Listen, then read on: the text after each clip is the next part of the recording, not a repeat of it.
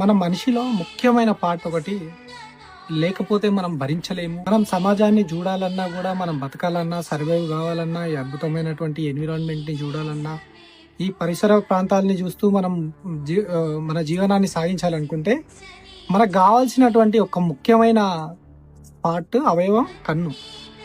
మీరు కళ్ళు మూసుకొని ఒక 10 నిమిషాలు కళ్ళు మూసుకొని ఆలోచించి చూడండి, నాకు కళ్ళు లేవు, ఇంకా నాకు కళ్ళు రావు అని చెప్పేసి. ఈ అందులు పడే బాధ ఏదైతే ఉంటుందో అది మీకు అర్థమవుతుంది. కలకత్తాలో ఫుట్పాత్ మీద పెట్టినటువంటి ఒక షాప్కి ఈయనకి కళ్ళు లేవు, నడుచుకుంటూ పోయి షాప్కి తగిలాడని చెప్పేసి. కళ్ళు లేవనే ఒక ఆలోచన కూడా లేకుండా, కనికరం లేకుండా దారుణాతి దారుణంగా ఆయన పైన దాడి చేసినటువంటి ఘటన అసలు మానవత్వానికి మచ్చ తెచ్చేలా ఉన్నటువంటి ఒక దౌర్భాగ్యమైనటువంటి ఘటన అది. అసలు చూస్తేనే ఒళ్ళు జల్జరించిపోతా ఉంది, అంత దారుణంగా ఉన్న ఇన్సిడెంట్ అది. ఈయన ఏడుపు కానీ ఆ ఇన్సిడెంట్ చూస్తుంటే అసలు, ఎందుకంటే ఆయన తరపున అడిగేవాడు ఎవడు లేడు కదా, అసలు ఆయన కూడా ఎవరని చెప్పేసి వెతికి పట్టుకొని కొట్టలేడు కదా. ఇటువంటి సమయంలో వీరికి అందరికీ కూడా అండగా ఉండాల్సిన బాధ్యత మన పైన ఉంది.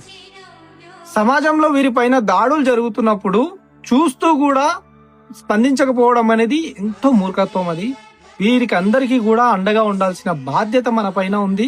వీరందరినీ గౌరవించాల్సిన బాధ్యత మన పైన ఉంది. వీరందరినీ కాపాడుకోవాల్సిన బాధ్యత మన పైన ఉంది. ఈ దాడుల నుంచి మానసిక వికలాంగులను రక్షించడానికి ప్రభుత్వం ప్రత్యేక చట్టాలను తీసుకొచ్చి వీరందరికీ కూడా రక్షణ కల్పించాలని కోరుకుంటూ, ప్రజలందరూ కూడా వీరిని కాపాడడం అనేది ఒక సామాజిక బాధ్యతగా తీసుకొని వీరిని మనలో ఒకరిగా భావించి